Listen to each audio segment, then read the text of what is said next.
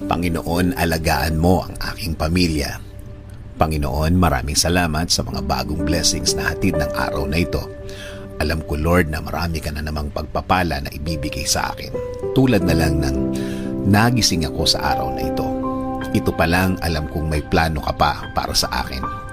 At alam ko, Lord, na lahat ng plano mo, lahat ng bagay na gusto mong gawin sa buhay ko, ikakaganda ng aking buhay. Ikaka-level up ng aking araw-araw. At alam ko din, Lord, na alam mo ang lahat na nangyayari sa aking buhay. Alam ko din na bahagi ng blessings mo sa akin ay ang pag-aalaga mo sa akin. Na gawin akong safe saan man ako mapunta at saan man ako andun. Ginagawa mong safe ang lugar na yon. At alam ko, Lord, na since ikaw ang nanguna ng aking buhay, alam kong patuloy mo akong i-guide sa mga darating na araw at panahon. At sa lahat ng aking gagawin,